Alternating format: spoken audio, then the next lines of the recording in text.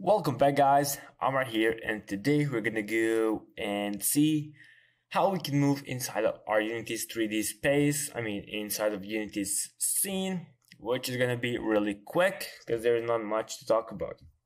First thing, your left click will be the select tool. So for example, you can select any single tool you want and then change anything you want. You can also select multiple objects by dragging onto them, like same as you would do in RTS games. So it's really simple.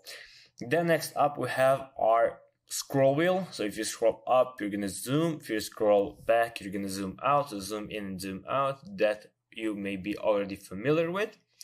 If you want to have the exact same angle that you currently have in the scene, but you want to move your camera, your scene camera, you would click your middle mouse button and then drag along, and then I can drag it left and right.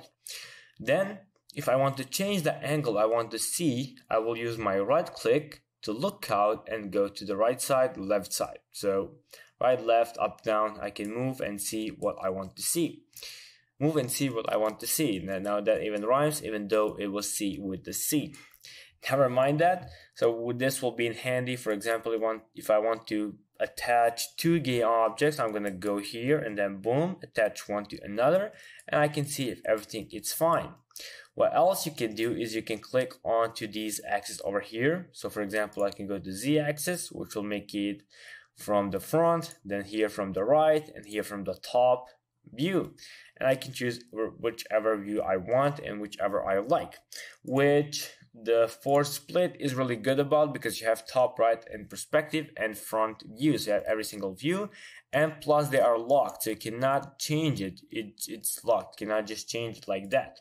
So let's go back to workspace, and then if you want to lock something, then boom, you will lock it, and you cannot rotate it. So for example, if you're doing something like the what's called the diagonal mode, I forgot the name of it, like 2.5D, and you want to lock it, boom, lock it here, and you can just move left and right. You cannot change the rotation off for it.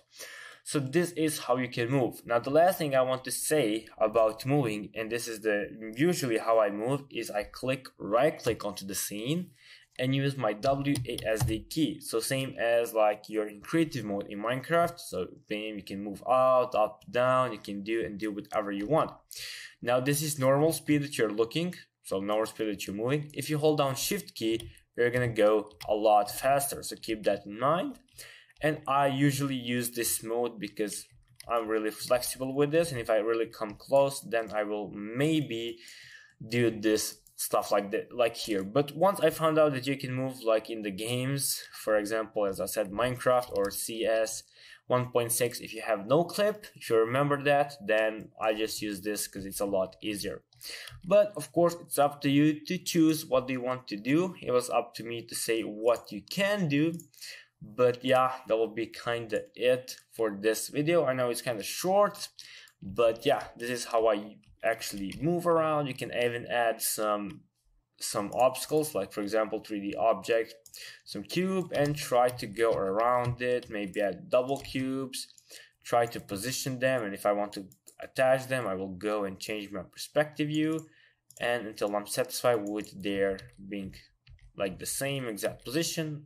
And yeah, that will be it. That will be kind of it for this video. Hope you like it, and I will see you in the next one.